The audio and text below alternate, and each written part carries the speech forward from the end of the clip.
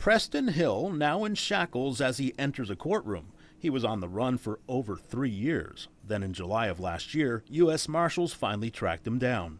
On Wednesday, Hill appeared before Judge Allison McCarty, facing prior drug charges and now one for escape. The two older cases are set for a suppression hearing, and it's a final pretrial on the newer escape charge. Judge McCarty knows Hill all too well. In April of 2022, while Hill was being held on drugs and weapons charges, she granted him furlough to attend a relative's funeral.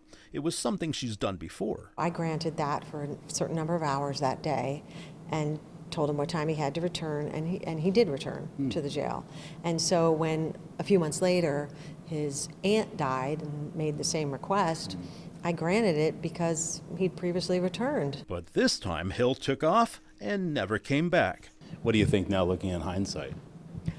Well, obviously in hindsight I shouldn't have done it. At the time, Hill had been indicted for trafficking fentanyl and a number of violent offenses, including assault, domestic violence, aggravated menacing, and weapons charges. Hill also has prior drug convictions that include trafficking heroin. In 2024, 19 Investigates began a series of reports exposing how the Summit County Sheriff's Office failed to notify the public about prisoner escapes.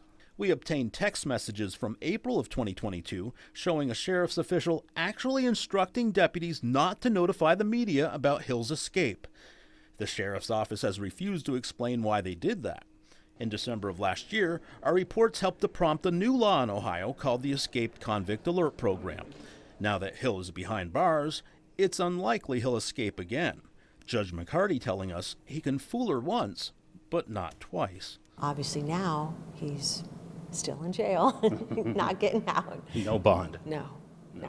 Preston Hill's next pretrial hearing is set for April 15th at 8:30 a.m. He won't show up in person this time, though. He'll appear via Zoom.